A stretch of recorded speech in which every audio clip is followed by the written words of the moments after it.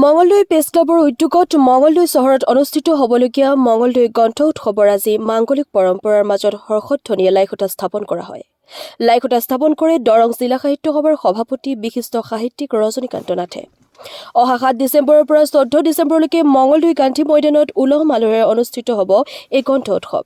চাওক AN লাইভৰ এক প্ৰতিবেদন।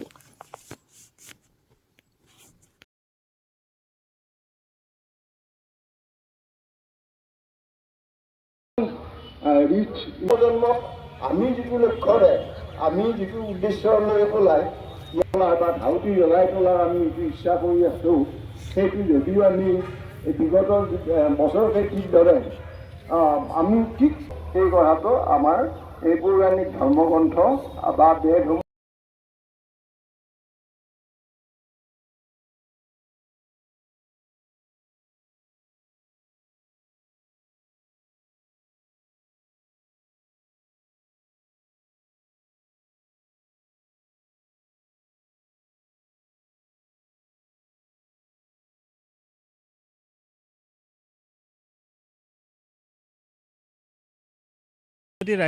মানুহৰ ল'ৰা ছোৱালী যিটো অনীহা আহিছে, ফেচবুক বা সামাজিক মাধ্যমে বা মোবাইল ইণ্টাৰনেটে যিটো গ্ৰন্থৰ চাহিদা কমাইছে, সেইটো বৃদ্ধি কৰাৰ কাৰণে আমাৰ গ্ৰন্থমেলাটো আমি অনুষ্ঠিত কৰি আহিছোঁ।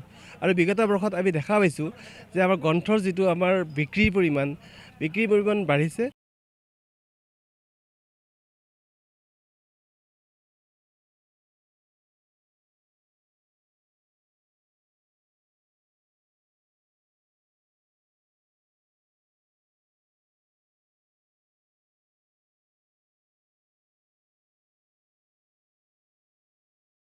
লাইখুটাৰ আমাৰ যিটো আমি আজিৰ প্ৰগ্ৰাম আৰম্ভ কৰিছোঁ, খুব ধুনীয়াকৈ আমি পাৰ কৰিলোঁ, পূজা পাতল কৰিলোঁ।